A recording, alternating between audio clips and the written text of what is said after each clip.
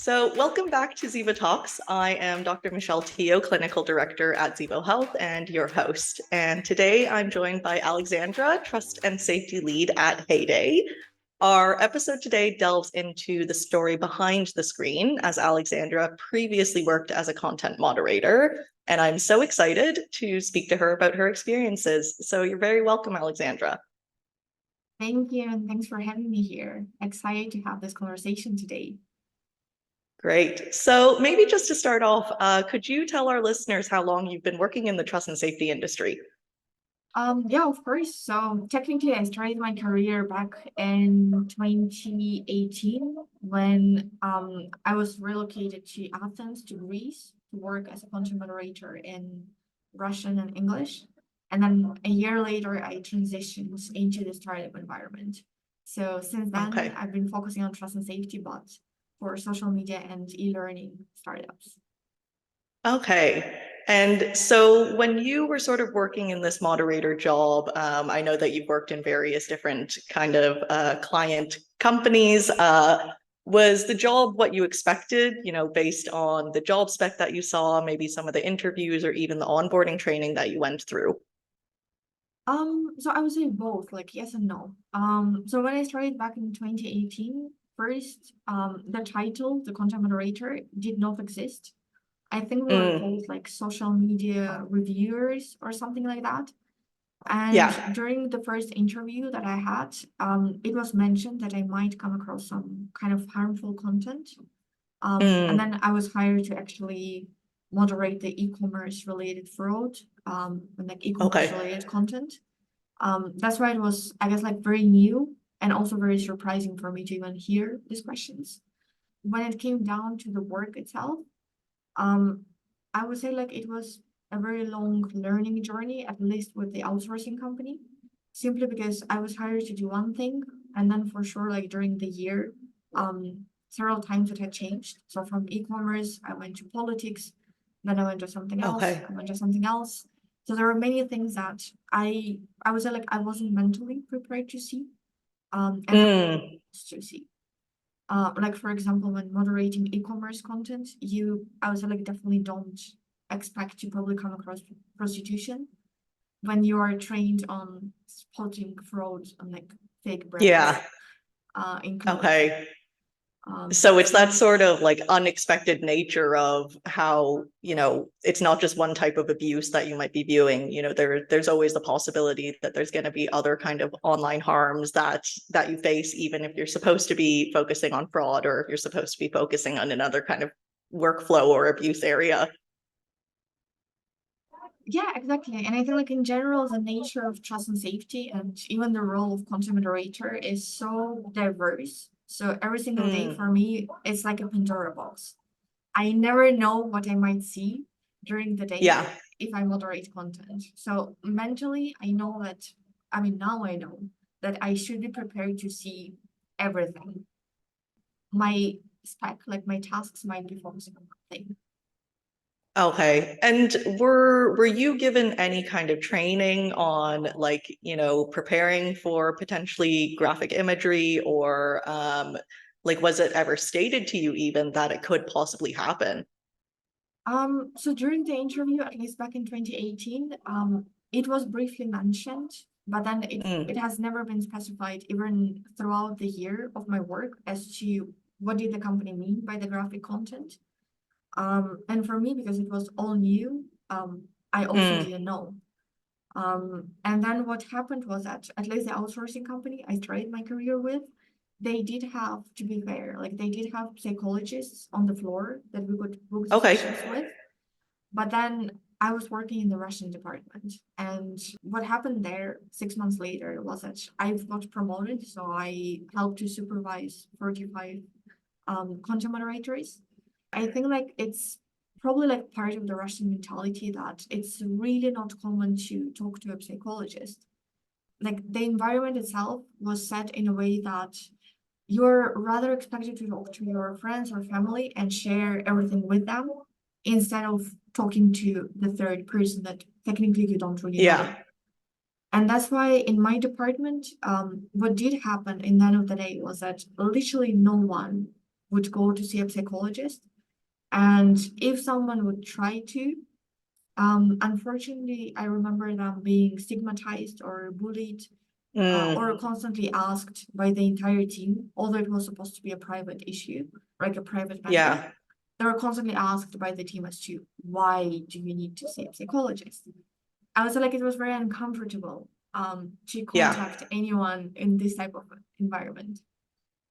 Yeah, And and I think it brings up a really sort of important point when we're talking about content moderation and content moderators in general. It's a very diverse group and there's all kinds of cultural backgrounds. Like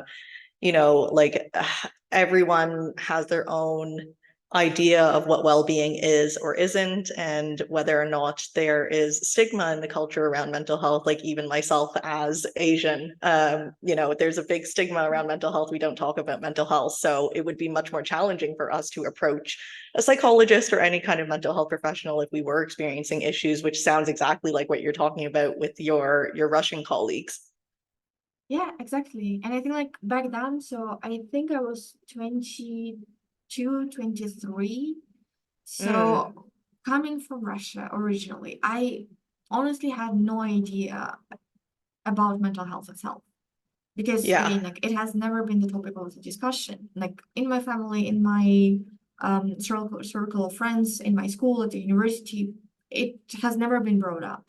So Mm, having the knowledge that I do have a possibility to talk to a psychologist versus knowing that if I do, I might be bullied by my team was, yeah. for me, definitely as a team lead back then, it was a no-go. And I Mm, think like only gradually over the years, I've got to not only learn on my own as to what is mental health, how to protect it, how to be prepared, but also understand that there should be nothing bad about talking to a professional who is yeah. trained to help me. Yeah. So yeah, I think like that definitely should be taken into consideration. Absolutely. And I do understand that you have experienced some mental health difficulties in relation to the job. Do you want to maybe just share a little bit about that? Yeah, of course. So I think like not only while working in the outsourcing company, but also later at a startup environment where Mm, not only the amount of work is much higher, but also the pace is much faster. yeah.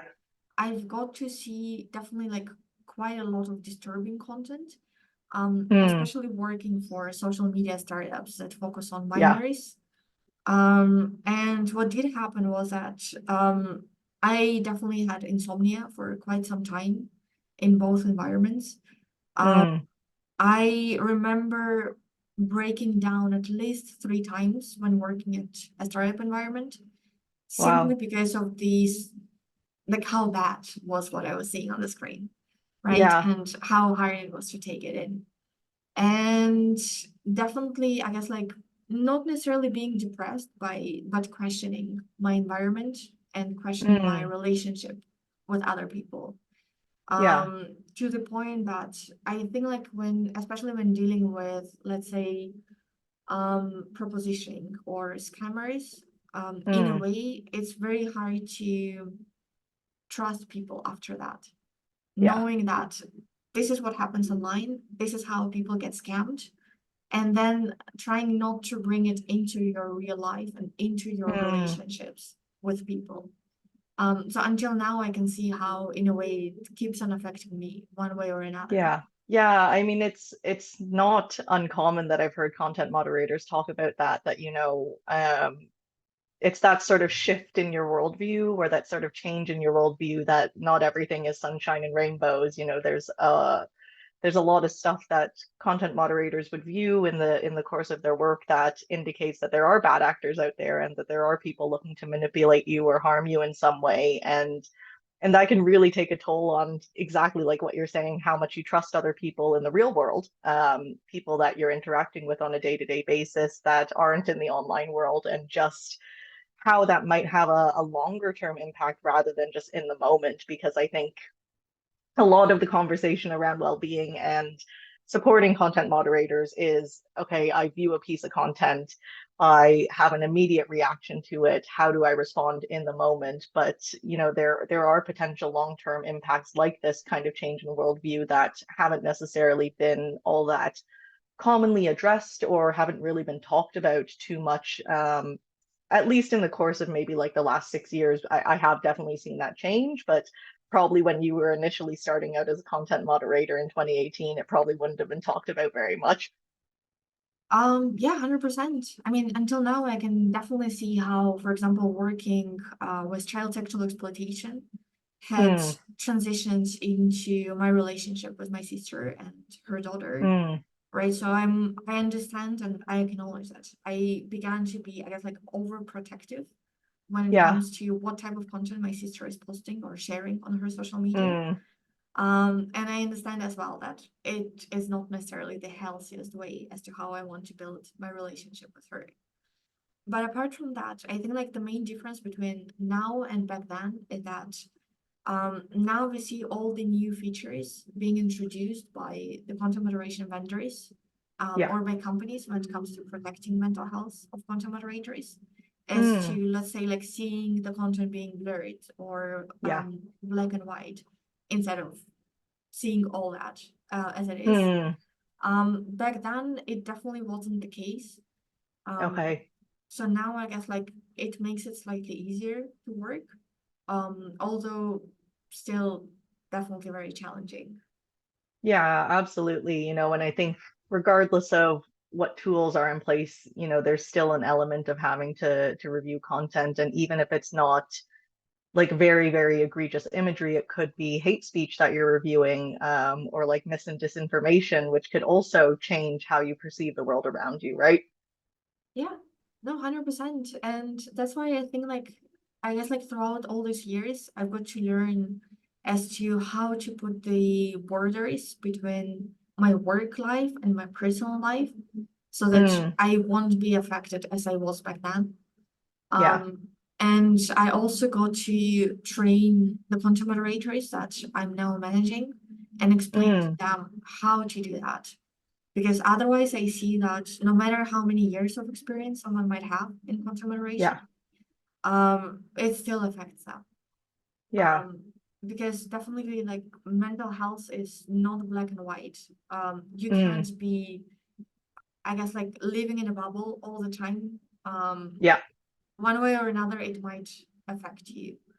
Um, Yeah, absolutely. And, even just from the perspective as a psychologist, there's tons of times, in our lives when things are going really great and we're financially stable and we've got great relationships, but then one event or one experience like a bereavement, or like a breakup can impact how we're feeling. And then all of a sudden, maybe it's in that moment where content begins to trigger you, even if it hasn't previously. Yeah, no, definitely. I think like all the external and internal factors play a very huge role. Mm, But also I guess like when it comes down to the work itself, what for me I think like is very important is to try not to put a lot of pressure on content moderators yeah. when it comes to the amount of content that they have to moderate per day. Mm, Right? Because there are also daily KPIs involved yeah. and working under this pressure, knowing that, let's say, like I have, or like I used to have back then, between 2 to 5 seconds to review the image Mm, and confirm if there are any violations on the screen or not. yeah. It's definitely a lot of pressure sometimes coming from the company. Mm, So for me, if the companies could also pay attention as to how they put the mental health of their content moderators, how they manage mm, it on a daily basis, would be also important because um, it's not just the KPIs, it comes from the management itself. yeah. And it it's good to know for some content moderators that yes, they can reach out to the psychologists, but at the Mm, same time, if they still have to deal with all the pressure coming from the company management, um, yeah. it doesn't really make sense. Like it's not really helpful. Yeah, yeah. Look, you hit on a really like key point there, I think, is that like we even see it in our own data. It's not necessarily the content itself that is harmful to people. a lot of the time it's just those other work related factors. So how do I engage with my team members? Are they helping me when I don't know what kind of decision I need to be making on a ticket? Do I have a good relationship with my manager? Do I have KPIs like you're talking about that feel unachievable, and that aren't really feasible based on the resources that we have available to us? There's so many things outside of the actual content itself that could impact moderators' mental health. And I think a lot of the time it's that trade-off between companies needing to make sure that users are kept safe by reviewing content and taking it down as quickly as possible and as accurately as possible, but then at the same time trying to take care of their content moderators' well-being. And there's a sort of disconnect almost between the two. Yeah, so honestly, like what I've got to understand and what I've got to experience as well is definitely like this kind of sometimes unrealistic expectations when it comes to Mm, numbers, versus the experience of the company management. And yeah. for me, what I realized is important as a manager is to know my numbers as well, right? Mm, So from time to time, I would definitely dedicate a few hours per week to moderate the content, to yeah. measure my speed as well, and try to adjust the numbers for my team based on that. Mm, Because if I moderate very slow and then I expect someone to moderate with a triple speed compared to mine, yeah. it's not going to work like that. At the same time, I understand that maybe compared to someone else in my team, I might have more experience. So Mm, my speed might be much faster than someone else's. yeah. So I'm also trying to keep a balance. Um, but for sure, if someone will moderate, let's say like one image per, I don't know, 1 hour, that's Mm. another type of conversation. Yeah. So yeah. Absolutely. But I think it's a great approach that you have as a team lead, to make sure that you're also still taking action and reviewing content at times, just making sure that you're setting realistic expectations for your direct reports and making sure that you're considering all kinds of different factors, not just whether or not they know the policies and whether they know whether something is a violation and how quickly they can do it, but the years of experience that they have, and ensuring that you're taking it all in as like a holistic view rather than just looking at one thing in particular. Yeah. Yeah. And I feel like for some companies, or like for me, what was important as a content moderator and what I later noticed as a project manager is that when the content moderators see the backlog and the amount of work Mm, that is pending, for yeah, some, they do feel a lot of pressure just seeing the numbers. Because yeah. sometimes when we're talking about thousands of profiles pending the review, Mm, for some, keeping in mind that, okay, there might be child sexual exploitation involved, there might be yeah, some scamming, someone might be suffering at the moment. It definitely puts a lot of pressure as well. Um, yeah. so for me, I it was can, always important to hear the explanation as to how fast the yeah. backlog should be tackled. Because if we're expected to deal with 10,000 of pending profiles per day, that's one conversation. If we know that there Mm, is nothing super urgent waiting in the queue, so it's okay to moderate it throughout the week, that's another type of yeah. conversation. So it removes the extra pressure from that as well. Our approach is holistic, providing services to the organization, the wider trust and safety team, and individual content moderators. From one-to-one digital and in-person therapy to crisis management and group interventions, we ensure every step of a moderator's career journey is supported. But Zevo's impact stretches beyond individual care. We provide comprehensive organizational solutions aligning with regulatory demands for compliance assurance, enhancing operational efficiency for performance optimization, and proactively supporting brand integrity. We want to ensure that content moderators across diverse industries, from social media platforms to streaming services to gaming, are flourishing. Discover our solutions today. Dive into our world of proactive well-being solutions. Visit zevohealth.com or click the link in this podcast description and join us in leading a new era of content moderator well-being. Yeah, and I think you bring up a lot of great points there that, you know, we hear it a lot from content moderators, all these different kind of factors that impact the way that they work and impact, how productive they can be and how well they can switch off, from work after, finishing their shift for the day. It's if I know I'm coming back into work with a backlog of 1,000 tickets, I'm going to be stressing about it all night before I come back into work the following morning. So how do we find a way to make sure that we know what's the biggest priority versus what can be deprioritized based on the potential harm there's going to be to the user? Yeah, 100%. And I think also doing some kind of a rotation internally within content, Mm, like within the content moderation team is important so that no one will feel like they're working on one specific type of content all the yeah. time.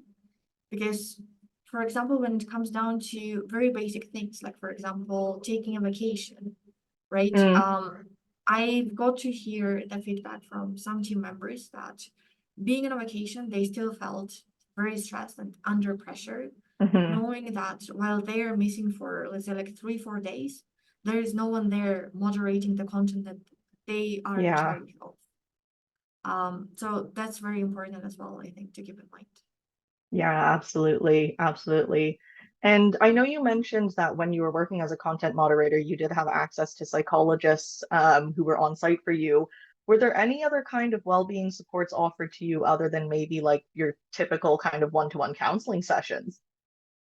Yeah, so here I think it's very important to mention the difference between the outsourcing companies that did Mm, offer this help versus startups. okay. From my experience, which I think is also very sad, is since basically 2020, I've been working as a contractor or as a Hmm. freelancer, meaning that by default, I do not have the same rights or the same, I guess, like features as the employees. Like I'm Yeah. not treated as a company employee. Mm, Unfortunately, in most of the contracts that I've been signing until now with my clients, it does mention that the company is not in charge when it comes to my mental health, my well-being, okay. and they remove all the responsibility from themselves by saying Mm, that.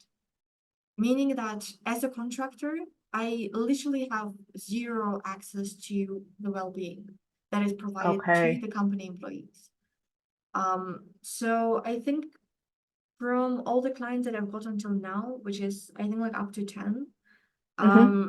it was only one company that did try to do something for the contractors, and we were Okay. a team of, I guess, like more than 100 outsourced Mm, content moderators. But it was still, for me, it was still very questionable because we got yeah. access to Headspace for employees. Okay. And then I think like 2 months later, it was removed for like financial issues that the company had. Mm, Or in a way, they figured out that it's extra money that they weren't willing to spend. yeah. Um, and again, like for me, I guess like it opens the door to another type of conversation as to how do we actually protect the mental health of contractors, Mm, right? And why don't the companies want to do anything for the outsourced stuff or mm, like for the freelancers? Um, because yeah, until then, I would say like my mental health and well-being has been my own responsibility for okay. 99% of cases. It's quite challenging, I think, to kind of help companies understand that return on investment, that if you actually put the money and the time into appropriately resourcing well-being for your content moderators, you are going to see better retention. You're going to see improved productivity. You're going to see improved accuracy, like less sickness absence. But it's hard to demonstrate that, I think, because also well-being as a concept is quite difficult to measure, even from our perspective. So I think that that conversation that you're talking about is trying to figure out like who actually has the responsibility here.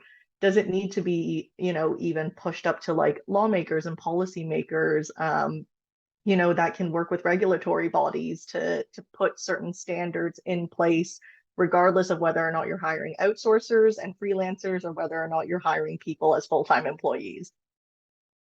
No, very true. I mean, I feel like by default, unfortunately, right now, the contractors or the freelancers, in a way, became like a hidden labor.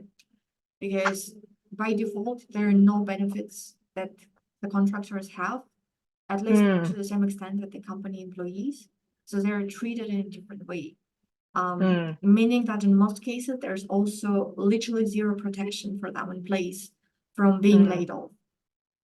Meaning that any single day I can open my laptop and see a message that from today on, my contract has been terminated. And that's yeah. it. And I'll be just removed from all the company channels. Um, Mm. I won't get any benefits from suddenly being unemployed. So that's also another issue. I mean, it's a tough industry to work in, isn't it? True, very true. Well, listen, I know. So now you're a trust and safety lead in Heyday. Have you seen how the landscape of well-being has changed maybe over the last couple of years when it comes to content moderators?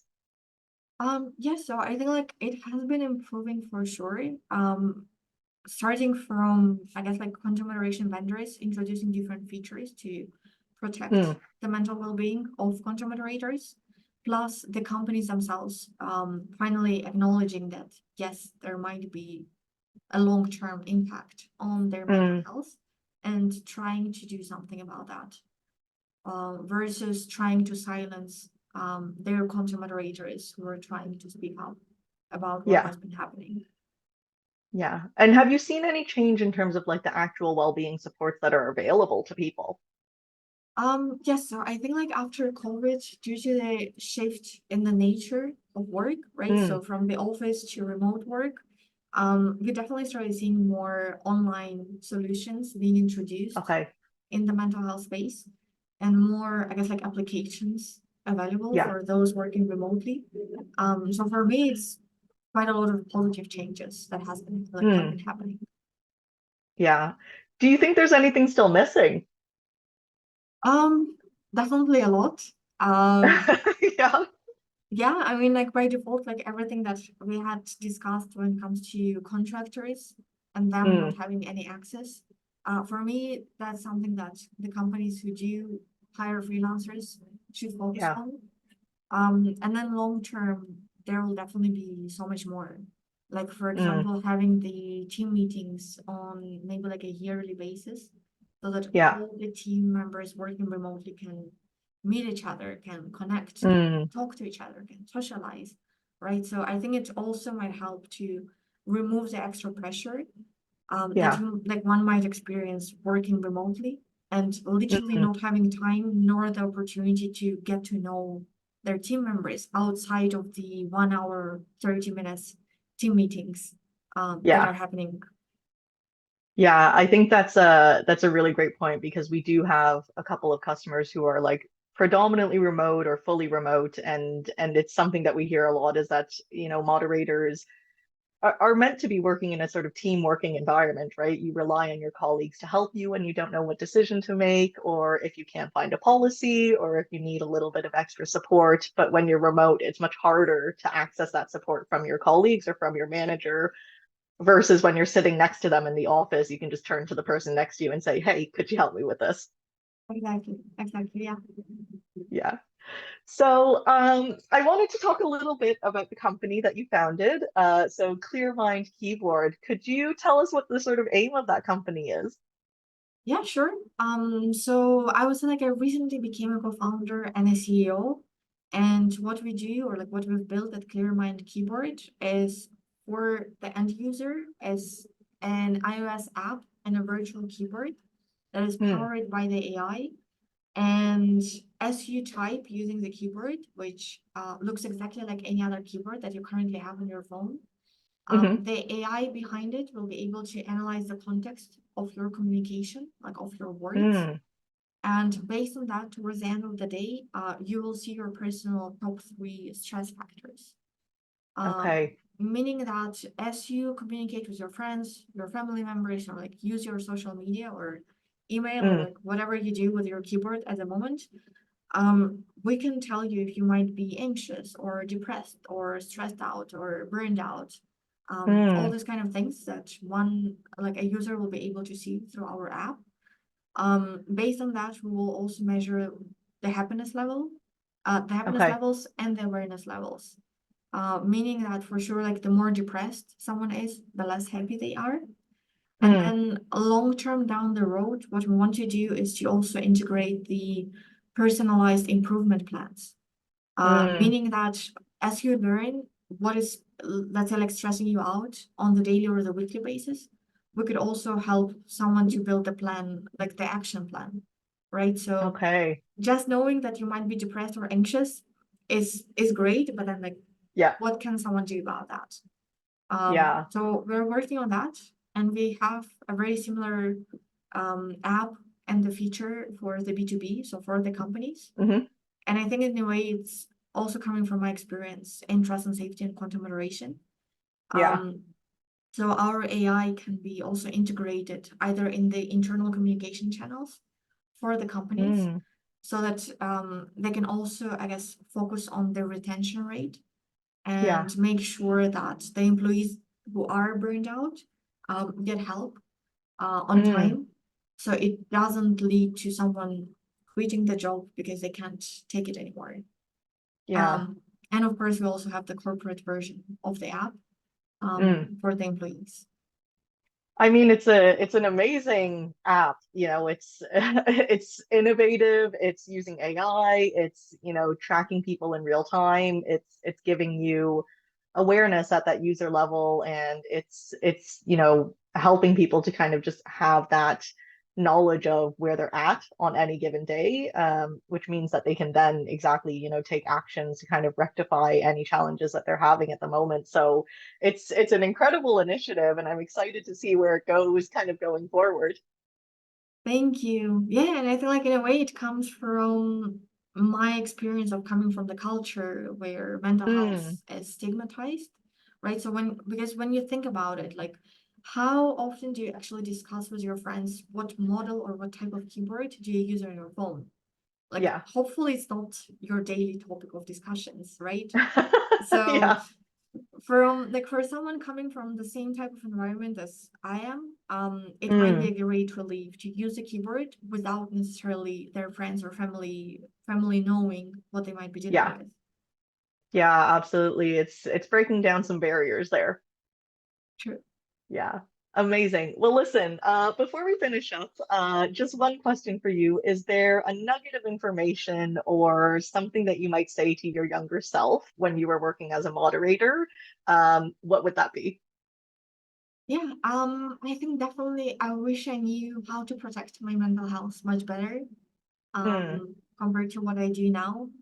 And I think in a way, I wish I had a better working environment and a connection with my supervisor and my team members mm, so that I will be comfortable sharing what I saw on the screen to, yeah. in a way, decompose and help myself to process what I was seeing.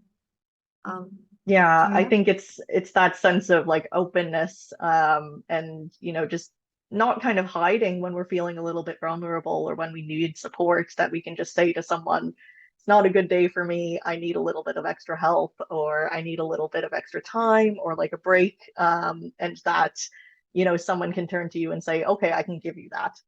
That's not a yeah, problem. 100%. Yeah. Well, listen, thank you so much, Alexandra. I really appreciate you taking the time, sharing your experiences with us, and giving us a little bit of insight into Clear Mind. I think it's really amazing what you're doing. So I just wanted to say thank you. And to all of our listeners, I hope that you got something out of this conversation, and keep an eye out on our socials for the next episode. So thank you, Alexandra. Thank you. Have a good day.